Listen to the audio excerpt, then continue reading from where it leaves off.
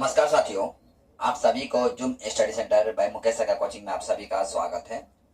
आज मैं आप सभी के सम्मुख लॉर्ड विलियम बेंटिंक से संबंधित आज की क्लास में मैं डिस्कस करने वाला हूं। देखिए, लॉर्ड विलियम बेंटिंक जो है हमारे कॉम्परेटिव लेवल का एग्जाम की नजर से देखा जाए तो इम्पोर्टेंट गवर्नर जनरल है। यानी इनके समय में कुछ ऐसे कार्य हुए हैं इंडिया में जो कि हमारे कॉम्परेटिव लेवल का एग्जाम के नजरिए से देखा जाए तो important governor general Lord William Bentinck बन जाते हैं।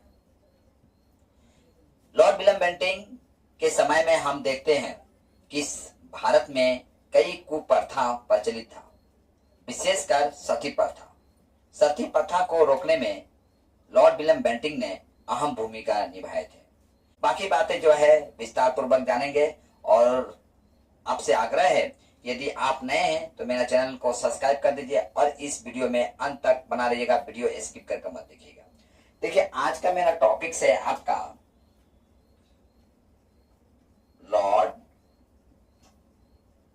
William Bentinck.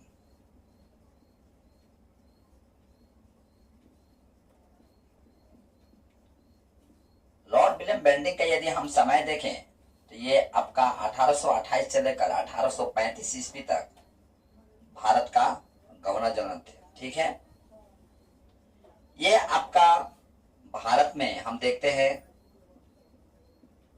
सोशल, फाइनेंशियल और जुडिशरी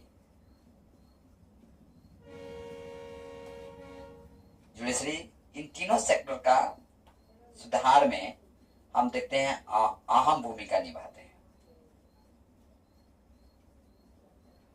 महत्वपूर्ण भूमिका अदा की है।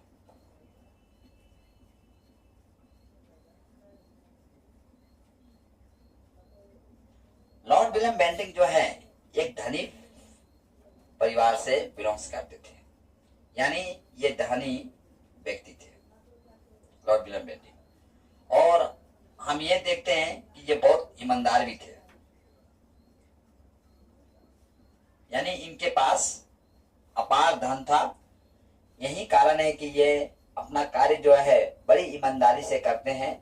अत्यधिक धन प्राप्त करने की लिप्सा में करप्ट नहीं होते हैं।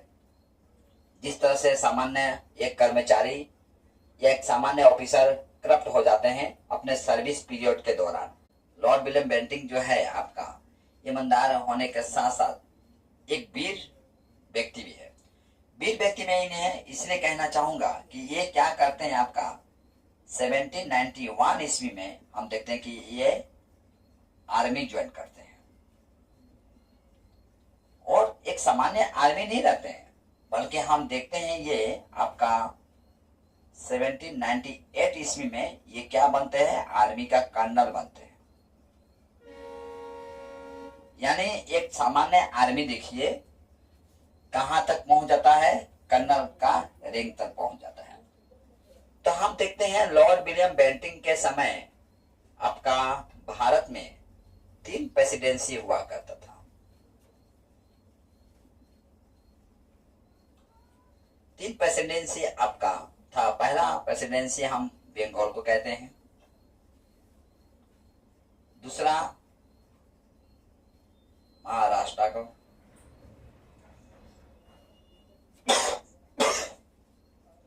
और तीसरा जो है आपका मद्रास। यानी भारत का जो आप मैप देख रहे हैं,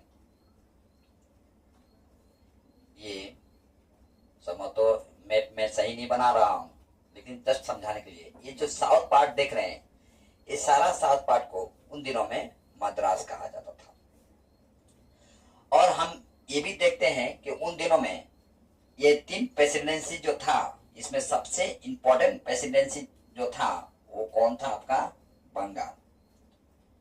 यानी बंगाल का जो प्रेसिडेंट हुआ करता था वहां पूरा हम देखते हैं भारत पर शासन करता था। ठीक है, तो हम देखते हैं आपका लॉर्ड विलियम बेंटिंक जो है स्टार्टिंग में आपका यानी 1803 ईस्वी में आपका मद्रास का ये क्या बनते हैं, गवर्नर बनते हैं। ठीक है। और जैसे कि मैं बताया आपका, बंगाल का जो गवर्नर जो होते थे वह भारत पर शासन करते थे। ठीक है, यानी भारत का गवर्नर हुआ करते थे। तो हम देखते हैं कि आपका लॉर्ड विलियम बेंटिंक जो है आपका, एक समय ऐसा आता है कि ये बंगाल का गवर्नर जनरल बनते हैं।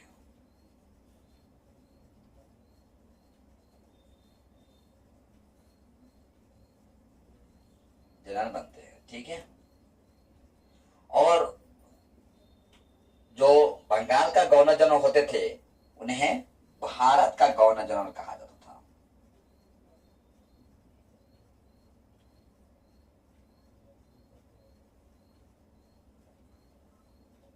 जाता था। ठीक है।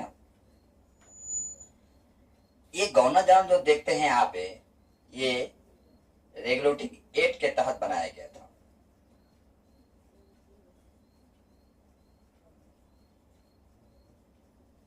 रेगुलेटिंग एक्ट के तहत हम देखते हैं 1773 संभवतः ये ईयर था। इस ईयर में हम देखते हैं गवर्नर का पद क्रिएट किया गया था। ठीक है, आपका 1773 ईस्वी में। और एक गवर्नर का इतना अधिकार जो था कि वो जुडिशरी सिस्टम में रिफॉर्म कर सकता था। ठीक है,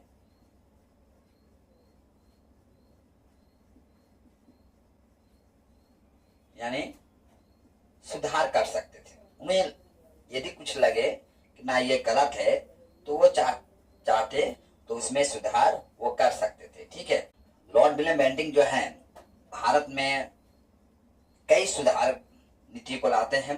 विशेषकर लॉर्ड विलियम बेंटिंक आपका सती प्रथा के लिए इंपॉर्टेंट बन जाते हैं। ठीक है, सती प्रथा को कानूनी तौर से ये बंद करते हैं। ठीक है, गवर्नर जनरल थे, यानी मद्रास के गवर्नर जनरल कब थे आपका, ये 1803 ईस्वी में। तो वहां पर हम देखते हैं कि बेलोर के जो सैनिक है वह लॉर्ड विलियम बेंटिंक का विरोध करते हैं। ठीक है, विरोध करने का कारण यह है, सन है आपका 1806। कहाँ का सैनिक विद्रोह करते हैं, तो बेलोर का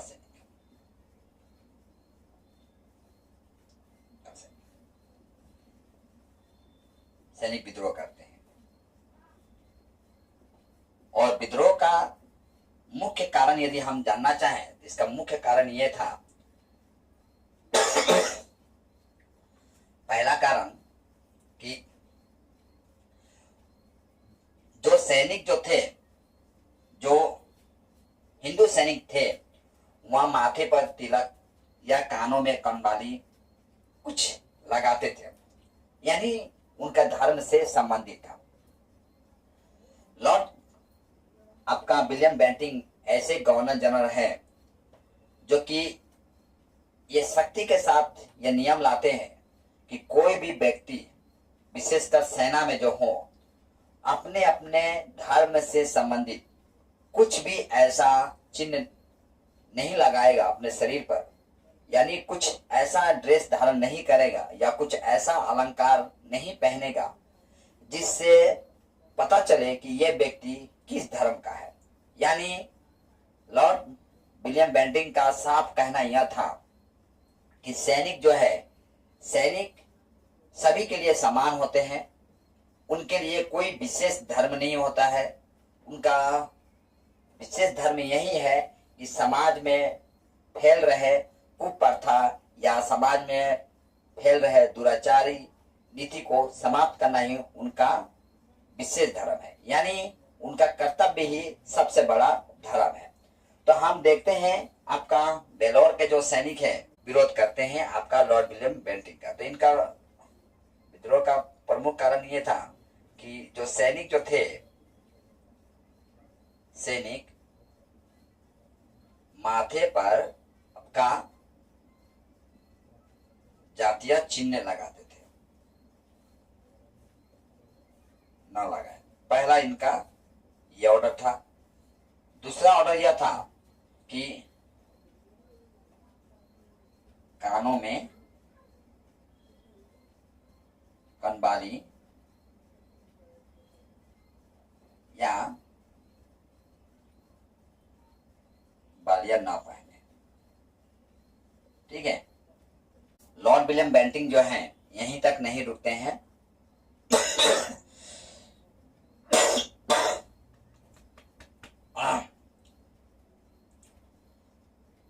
देखिए, लॉर्ड विलियम बेंटिंक जो है यहीं तक नहीं रुकते हैं, ये कई सुधार नीति को भी लाते हैं। ठीक है।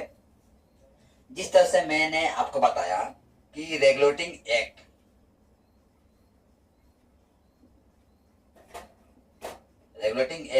जो कि 1773 ईस्वी में लाया गया था, इसके तहत हम देखते हैं गवर्नर जनरल का पोस्ट क्रिएट किया गया था, यानी बनाया गया था। और आपका चार्टर एक्ट 1833 के तहत हम देखते हैं आपका जो बंगाल का गवर्नर जनरल जो थे वो कहाँ का गवर्नर जनरल बन जाते हैं? इंडिया का गवर्नर जनरल बनते हैं।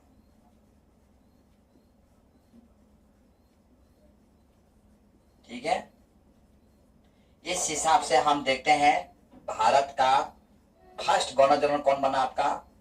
तो भारत का फर्स्ट, इंडिया का फर्स्ट गवर्नर जनरल आपका कौन बने? आपका लॉर्ड विलियम बेंटिंक। ठीक है। अच्छा, हम देखते हैं आपका लॉर्ड विलियम बेंटिंक जो है आपका 1829 ईस्वी में राजा राम मोहन राय, ठीक है, राजा राम मोहन राय के सपोर्ट पाकर ये क्या करते हैं? सती प्रथा को बंद करते हैं।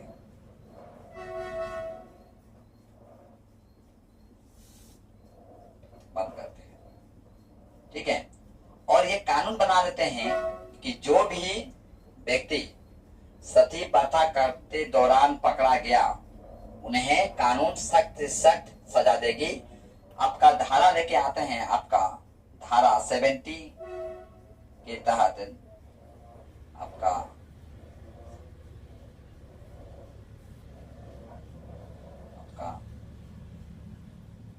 धारा 17 के द्वारा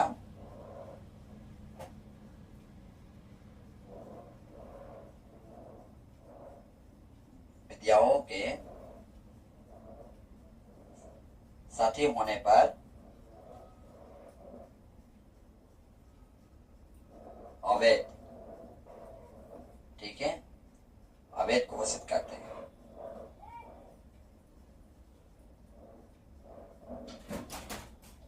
ठीक है। अच्छा, देखिए, राजा राम मोहन राय जब सती प्रथा को विरोध करते हैं तो ऐसा नहीं कि राजा राम मोहन राय का कोई विरोध नहीं करता है। राजा राम मोहन राय भी हमारे परीक्षा के नजर से इंपॉर्टेंट बन जाते हैं। और मैं राजा राम मोहन राय से संबंधित में ऑलरेडी एक सेशन किया हूं, मैं चाहूंगा कि इसे आप जाकर देख लीजिएगा। फिर भी राजा राम मोहन राय से संबंधित सामान्य जानकारी मैं आपको दे देना चाहूंगा। राजा राम मोहन राय एक ऐसे व्यक्ति है जिन्होंने ब्रह्म समाज की स्थापना करते हैं। ब्रह्म समाज परीक्षा में कई बार पूछा गया कि ब्रह्म समाज का स्थापना किसने किया था? किसने किया था? तो आपका आंसर क्या होगा? राजा राम मोहन राय। ठीक है। सती प्रथा के विरोध ये ऐसे नहीं उतरते हैं। राजा राम मोहन राय को हम देखते हैं कि सती प्रथा के अगेंस्ट में ये कई बार आवाज उठाते हैं, लेकिन जनता का सपोर्ट नहीं मिलता है। वो अंत में आपका लॉर्ड विलियम बेंटिंग का सपोर्ट प्राप्त करते हैं और सती प्रथा को बंद करने में लॉर्ड विलियम बेंटिंग भी जो है राजा राम मोहन राय का पूरा सहयोग करते हैं। ठीक है, यानी ये दो महापुरुष देखते हैं यहाँ पे।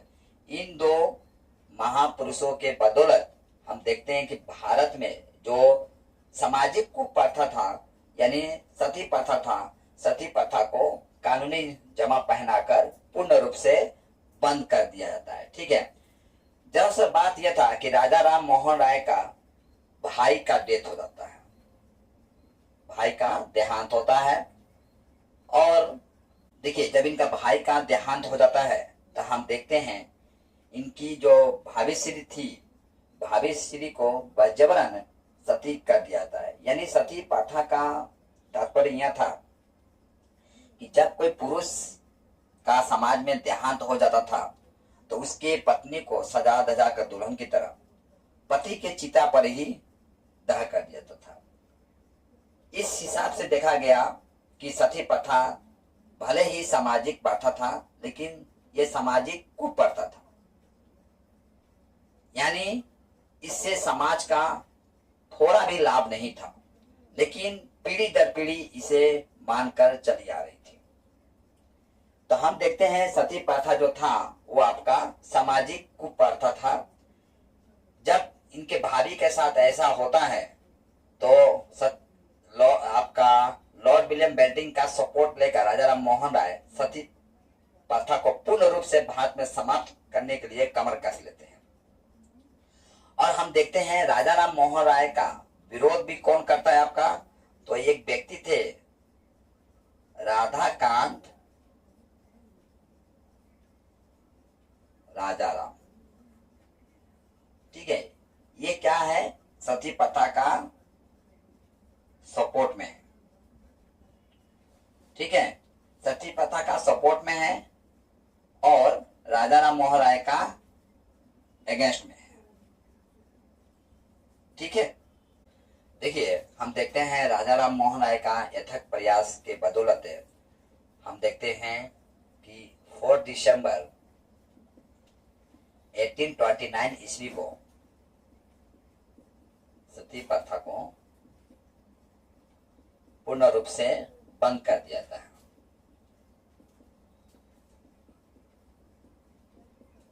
और सती प्रथा का जो आवाज जो है यह भारत तक सीमित नहीं रहता है, बल्कि 1832 ईस्वी में आपका इंग्लैंड का पार्लियामेंट में भी आवाज उठता है, ऐसा नहीं। और वहां सती प्रथा को गलत कहा जाता है, गलत प्रथा कहा जाता है। ठीक है, हम देखते हैं कि इंग्लैंड का पार्लियामेंट में भी सती प्रथा को गलत ठहराया जाता है। और सती प्रथा को रोकने के लिए राजा राम मोहन राय एक वॉच ग्रुप भी बनाए थे। यानी यह ग्रुप जो है यह समाज में देखता था कि कहाँ सती हो रहा है। यदि किसी के घर में सती होते हुए लोग पकड़े जाते थे तो उन्हें सर्वप्रथम समझाने का प्रयास किया जाता था, और यदि वो नहीं समझते थे तो कानूनी दाव पेच के तहत उन्हें दंडित किया जाता था। यानी वाच ग्रुप जो है यह समाज में घूर घूर कर यह देखते थे कि समाज के किन प्रांतों में सती प्रथा किया जा रहा है। ठीक है, यही कारण है कि हम देखते हैं कि राजा राम मोहन राय को पूर्ण जागरण का पिता कहा जाता है। जागरण का पिता कहा जाता है। ये आपका एग्जाम की नजर से देखा जाए तो इंपॉर्टेंट लाइन है। कई बार परीक्षा में पूछा गया है कि भारत का पूर्ण जागरण का पिता किसे कहा जाता है, तो राजा राम मोहन राय को कहा जाता है। ये इंपॉर्टेंट है। दूसरी नंबर, सती प्रथा को कब बंद किया गया? तो 4 दिसंबर 1828 ईस्वी में को बंद किया गया था। इंपॉर्टेंट लाइन है। गवर्नर पद की नियुक्ति कब किया गया है? तो रेगुलेटिंग एक्ट 1773 ईस्वी में हम देखते हैं गवर्नर जनरल पद बनाया गया। इससे पहले केवल गवर्नर हुआ करते थे, जनरल शब्द नहीं था। और हम देखते हैं 1833 ईस्वी में जो बंगाल का जो गवर्नर जनरल जो थे वो पूरे भारत का गवर्नर जनरल बनते हैं। इस हिसाब से लॉर्ड विलियम बेंटिंक जो है भारत का प्रथम गवर्नर जनरल बन जाते हैं। तो परीक्षा में यहाँ से भी प्रश्न पूछा जाता है कि भारत का प्रथम गवर्नर जनरल कौन थे? तो आपका आंसर होगा लॉर्ड विलियम बेंटिंक। मैं चाहूंगा इतना भी स्क्रीनशॉट लीजिए, इसके पश्चात हम लोग आगे की तरफ बढ़ते हैं। देखिए, ऐसा नहीं कि सती प्रथा के विरोध में आवाज उठाने वाला पहला व्यक्ति आपका राजा राम मोहन राय ही थे। हम देखते हैं कि आपका जो अकबर जो था मुगल साम्राज्य का आपका तृतीय शासक जो है अकबर, वो भी सती प्रथा के विरोध में आवाज उठाते हैं, लेकिन वो सती प्रथा को पूर्ण रूप से समाप्त नहीं कर पाते हैं। इसकी पश्चात हम देखते हैं जो मराठा पेशवा जो थे वो भी सती प्रथा के विरोध में आवाज उठाते हैं, लेकिन वो भी सफल नहीं हो पाते हैं। ठीक है, तो हम देखते हैं उन दिनों में सती प्रथा के आड़ में हम देखते हैं केवल बंगाल में ही आपका 700 महिलाओं को दाह कर दिया था। यानी धर्म के नाम पर एक क्या था? मर्डर था। ठीक है, धर्म के नाम पर इसे हत्या कह सकते हैं। ठीक है, धर्म के नाम पर हत्या था। यानी सती प्रथा को हम कहीं से भी उचित नहीं कह मान सकते हैं। ठीक है, तब देखिए ऐसा नहीं कि सती प्रथा का फिर आवाज नहीं उठता है। अब सती प्रथा को भारत के विभिन्न प्रांतों में दबाने के लिए या समाप्त करने के लिए आवाज उठने लगता है। तो हम देखते हैं आपका 1832 ईस्वी में आपका जयपुर में सती प्रथा को बंद किया जाता है।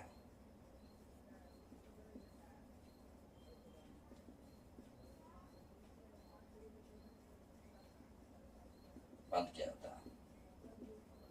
ठीक है, और यदि सर्वप्रथम कहीं बंद किया जाता है तो वह है आपका गोवा में।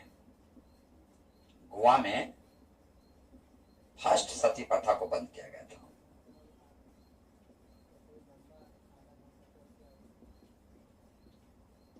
सन था आपका 1515 ईस्वी में। ठीक है, देखिए लॉर्ड विलियम बेंटिंक जो है ठगी प्रथा को भी समाप्त करते हैं। ठगी प्रथा यानी एक ऐसा ग्रुप था जिस ग्रुप में जो लोग थे, यानी इस ग्रुप में जो लोग शामिल थे उनका कई रूप हुआ करता था। कई लोग समाज में व्यापारी बनकर, तो कई लोग कर्मचारी बनकर, तो कई लोग पुलिस बनकर समाज में घूरते थे और किसी को उनके ऊपर शक भी नहीं होता था।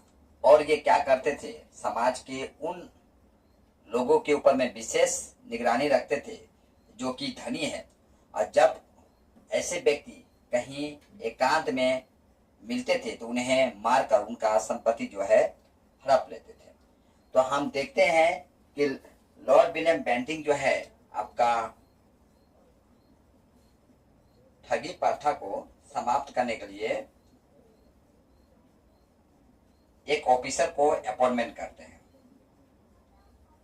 ऑफिसर का नाम था आपका विलियम हेनरी सलीमान। और ये ऑफिसर जो है अपने कार्य को इतना सुचारू रूप से चलाते हैं कि यहाँ कुछ महीने में ही हम देखते हैं 1500 ठगी को अरेस्ट करते हैं। कई को जेल में भेज देते हैं, कई को मृत्यु दंड देते हैं, और कई को समझाते हैं कि वह इस तरह का कार्य ना करे, क्योंकि उनका कार्य जो है किसी भी तरह से उचित नहीं कहा जा सकता है। तो यह सन है आपका कब है, तो 1830 ईस्वी में। यानी 1830 ईस्वी में लॉर्ड विलियम बेंटिंक जो है ठगी प्रथा को पूर्ण रूप से समाप्त कर देते हैं। अच्छा, इनके समय में ऐसा नहीं कि कोई विद्रोह नहीं होता है। दूसरे नंबर हम ये भी देखते हैं 1834 ईस्वी में कुर्ग एक प्रांत था, कुर्ग प्रांत को ब्रिटिश एडमिनिस्ट्रेशन में शामिल कर लेते हैं,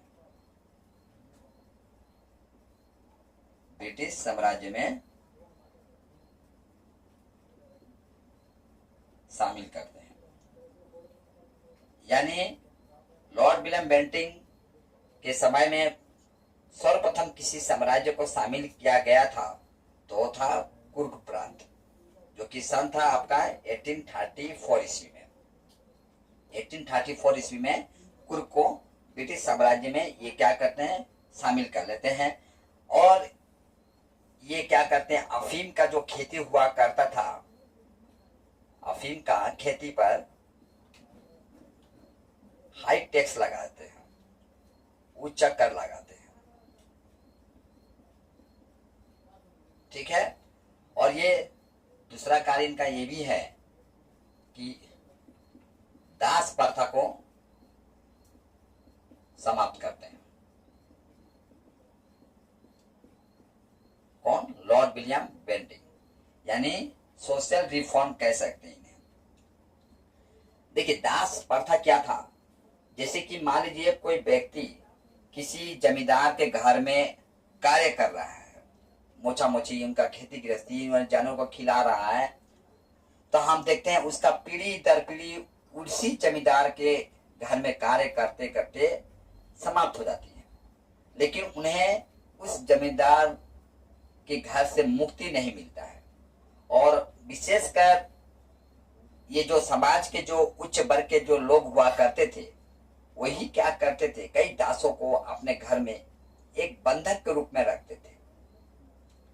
तो हम देखते हैं लॉर्ड विलियम बेंटिंक जो है दास प्रथा को ही समाप्त करते हैं। यानी कोई भी जमींदार अपने घर में दासों को नहीं रख सकता है, एक कर्मचारी के तौर पर रख सकते हैं, यानी उसे बुलाइए, आप काम कराइए, तनख्वाह दीजिए और विदाई कर दीजिए, लेकिन एक गुलाम की तरह आप उसे अपने घर में नहीं रख सकते हैं। तो हम देखते हैं दास प्रथा को कोई जटिलता के साथ पकड़ कर रखा था, तो वो थे समाज के उच्च वर्ग के लोग और ब्राह्मण लोग भी थे। जब दास प्रथा को ये समाप्त कर देते हैं तो हम देखते हैं कि जमींदार और ब्राह्मण वर्ग के लोग लॉर्ड विलियम बेंटिंक के खिलाफ हो जाते हैं, यानी ब्रिटिश के खिलाफ हो जाते हैं। और ब्रिटिश के खिलाफ भारत के विभिन्न प्रांतों में आवाज भी उठाया जाता है, ठीक है। देखिए लॉर्ड विलियम बेंटिंक जो है केवल समाज में सोशल, जुडिशरी और इकोनॉमिक्स सेक्टर को ही डेवलप नहीं करते, बल्कि वह हम देखते हैं कि मेडिकल सेक्टर में भी वहाँ काफी रुचि रखते हैं। यही कारण है कि वहाँ आपका 1835 ईस्वी में फर्स्ट मेडिकल कॉलेज बनाते हैं। मेडिकल कॉलेज बनाते हैं, कहाँ बनाते हैं, तो कलकत्ता में। ये जो कलकत्ता में जो मेडिकल कॉलेज बनता है, यह भारत का फर्स्ट मेडिकल कॉलेज है, याद रखिएगा। यानी भारत का प्रथम मेडिकल कॉलेज कहाँ बनता है, आपका कलकत्ता में। दूसरी तरफ हम ये भी देखते हैं 7 मार्च 1835 ईस्वी में इनका एक ऑफिसर है जिसका नाम है आपका Lord Macaulay. Lord Macaulay Lord William Bentinck का सजेस्ट करते हैं, एक सजेशन देते हैं कि भारत की जो शिक्षा है 2 भागों में बटा है, एक उच्च शिक्षा और एक निम्न शिक्षा, ठीक है। तो उच्च शिक्षा को यह सजेशन देते हैं लॉर्ड मैकाले कि उच्च शिक्षा किस भाषा में होना चाहिए, तो ये उच्च शिक्षा इंग्लिश में होना चाहिए। और जो निम्न शिक्षा है ये आपका मातृभाषा में हो। ठीक है, तो हम देखते हैं शिक्षा के क्षेत्र में भी ये रिफॉर्म करते हैं। अब कुछ जुडिशरी सिस्टम देख लेते हैं।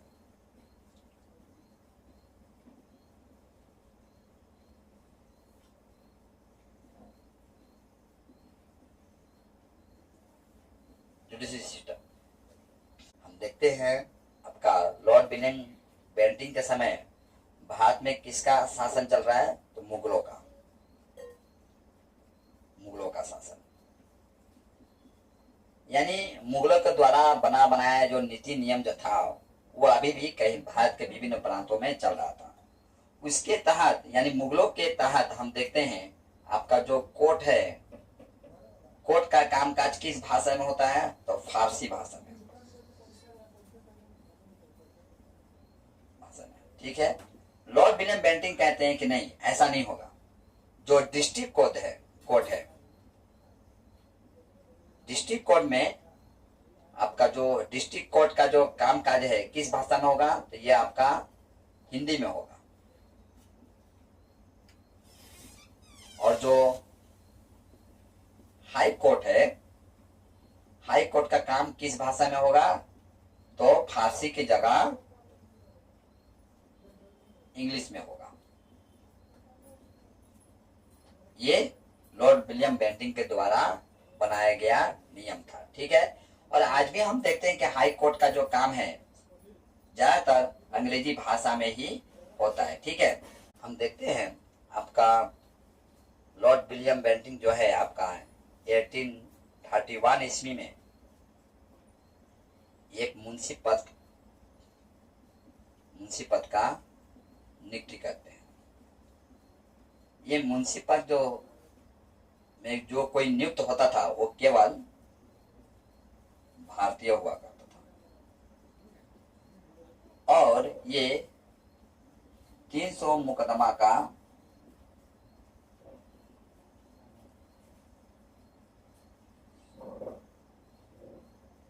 सुनवाई कर पाते थे। और 300 से ऊपर जो मुकदमा होता था उसे कोर्ट में सुना जाता था। यानी मुंशी का जो पद था उसमें भी ये, यानी मुंशी के पद का जो पावर जो था उसमें भी ये लगाम लगा कर रखे थे। लेकिन हम देखते हैं कि ये क्या करते हैं, लॉर्ड विलियम बेंटिंक भारतीयों को कई उच्च पद पर आसीन भी करते हैं। अच्छा, दूसरी ओर हम ये भी देखते हैं कि ये भारतीयों को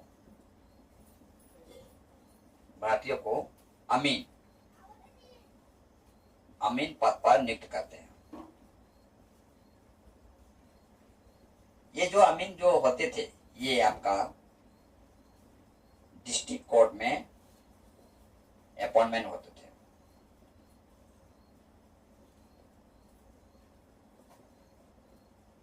ठीक है, ये भी केवल भारतीय, यानी अमीन जो थे ये भी केवल भारतीय ही हुआ करते थे। तो इस तरह से हम देखते हैं कि लॉर्ड विलियम बेंटिंक कई प्रशासनिक नीतियों में या प्रशासनिक पदों में हम देखते हैं कि वो भारतीयों को शामिल करते हैं। अच्छा, इनके समय में एक और कार्य होता है कि ये लॉर्ड विलियम बेंटिंक बालिका शिशु हत्या पर सख्ती से रोक लगाते हैं। यानी तब के समय में यदि कोई बालिका जो हो उसे धर्म के नाम पर कहीं बलि दिया जाता था या घर में मार दिया जाता था, तो ऐसे नीतियों पर ये क्या करते हैं, रोक लगाते हैं आपका लॉर्ड विलियम बेंटिंक। अच्छा, लॉर्ड विलियम बेंटिंक के पश्चात यदि कोई गवर्नर जनरल बनता है आपका चार्ल्स मेटकाफ बनते हैं। लॉर्ड विलियम बेंटिंक के पश्चात आपका गवर्नर जनरल कौन बनता है आपका? तो वो थे आपका चार्ल्स मेटकाफ। चार्ल्स मेटकाफ का जो पीरियड है यानी शासन का पीरियड 1835 से लेकर 1836, ये केवल 1 साल ही रहते हैं, पर एग्जाम के नजर से ये हमारे लिए इंपॉर्टेंट बन जाते हैं। क्यों इंपॉर्टेंट बन जाते हैं? चार्ल्स मेटकाफ, देखिए, क्योंकि ये 1 साल में क्या करते हैं, आपका भारतीय जो प्रेस था, भारतीय प्रेस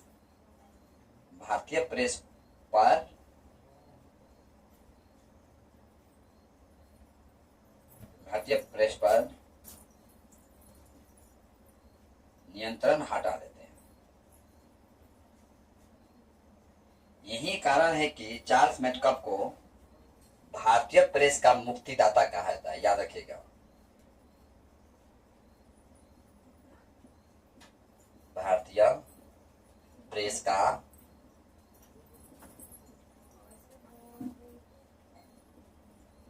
मुक्तिदाता कहा जाता है। ठीक है, तो इस तरह से मैं लॉर्ड विलियम बेंटिंक से संबंधित जो सामान्य जानकारी मेरी पास थी उसे मैं आपके सम्मुख साझा करने का प्रयास किया अपनी ओर से। संभवतः आपको कुछ विशेष जानकारी प्राप्त हुई होगी जो कि आपका कॉम्पिटिटिव लेवल का एग्जाम के नजर से देखा जाए इम्पोर्टेंट था। तो आज की क्लास जो है मुझे यहीं पर समाप्त करने का अनुमति दीजिए, और जाते जाते मैं कहना चाहूंगा कि आप इसका स्क्रीनशॉट लीजिए, संभवतः आपको नोट बनाने में काफी लाभदायक सिद्ध होगा। और आज की क्लास मुझे यहीं पर समाप्त करने का अनुमति दीजिए। जय हिंद।